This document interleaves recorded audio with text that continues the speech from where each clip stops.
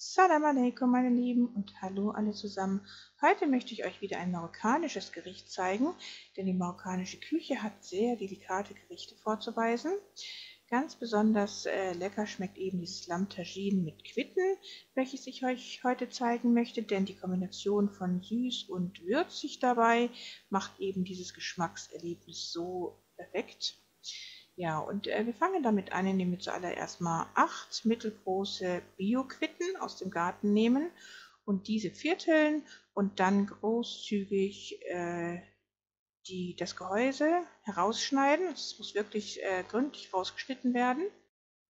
Die Quitten geben wir in etwas Zitronenwasser, damit sie nicht braun werden. Und dann werden wir jetzt eine mittelgroße Zwiebel in kleine Würfel hacken und diese schon mal in den Drucktopf geben.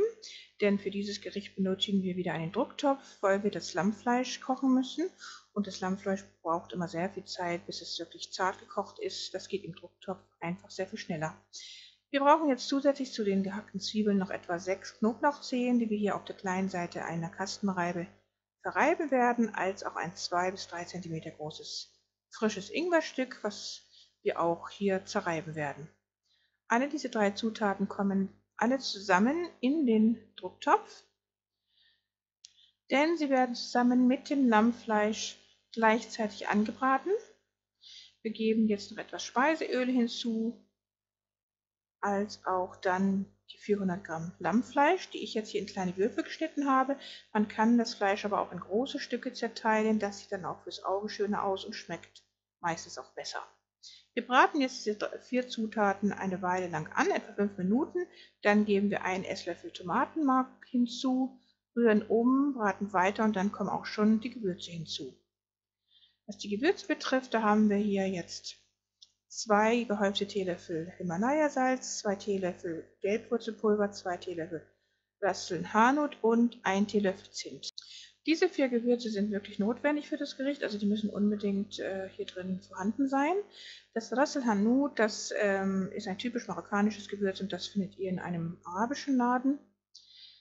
So, wir braten alles jetzt eine Weile lang weiter, damit die Gewürze ihr Aroma entfalten können, und dann geben wir etwa 2 bis 3 solche kleinen Schüsselchen mit Wasser hinzu, denn wir brauchen etwas Flüssigkeit, damit das Fleisch im Drucktopf, während es dann im Drucktopf kocht, nicht anbrennt.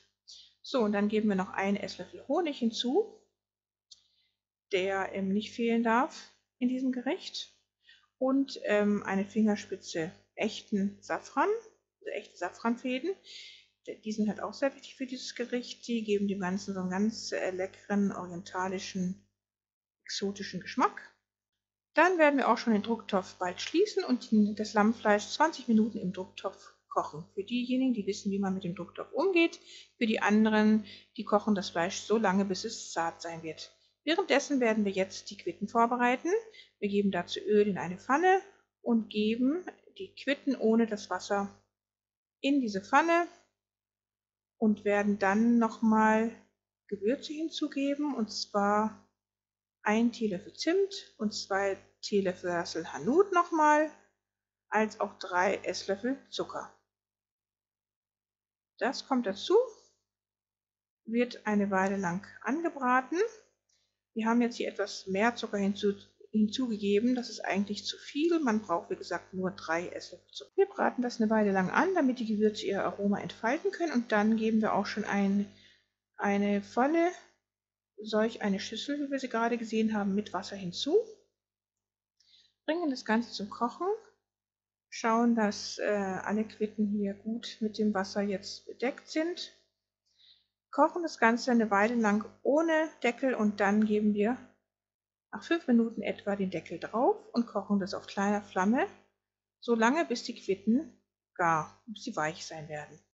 Inzwischen ist das Lammfleisch schon fertig jetzt. Wir öffnen den Drucktopf und sehen, wie lecker diese Soße mit dem Lammfleisch schon aussieht. Das Lammfleisch ist jetzt zart, schön weich gekocht, und inzwischen sind auch schon die Quitten fertig gekocht. Die sind jetzt auch ganz butterweich, wenn man mit dem Messer hineinsticht.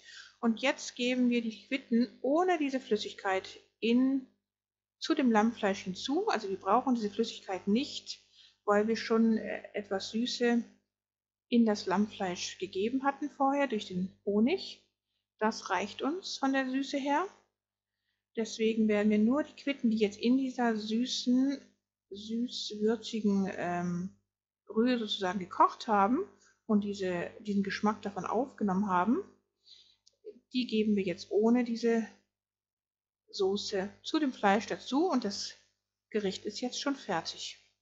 Jetzt geben wir einige Portionen davon auf einen großen Teller, richten das jetzt schön an und so damit es schön fürs Auge aussieht. Viele Marokkaner servieren dieses Gericht mit weniger Soße. In dem Fall würde man dann das Lammfleisch noch etwas einreduzieren, also etwas weiter auf großer Flamme kochen lassen, damit die Soße wieder etwas verdunstet. Ich mag es immer lieber mit etwas mehr Soße, damit man dann mit dem Fladenbrot später etwas zum Aufsaugen hat. Ja, so sieht das Ganze dann letztendlich aus. Man könnte es auch, wie gesagt, mit größeren Fleischstücken servieren. Das sieht auch schöner fürs Auge aus. Tatsache bleibt, dass dieses Lammtagine mit Quitten eben ein wahres Geschmackserlebnis bietet, durch die Kombination von süß und würzig dabei. Ja, und man serviert es dann zusammen mit dem türkischen Fladenbrot, mit dem man dieses leckere Gericht dann zusammen isst. Noch viel besser würde es schmecken, wenn man dieses Gericht auf einem großen runden Teller servieren würde und sich alle drumherum setzen und dieses leckere Gericht mit dem Fladenbrot zusammen jeder von seiner Seite verzehren würden. Dann wünsche ich viel Erfolg beim Nachkochen, ihr Lieben, und wir sehen uns inshallah wieder das nächste Mal. Salam alaikum, eure Maria.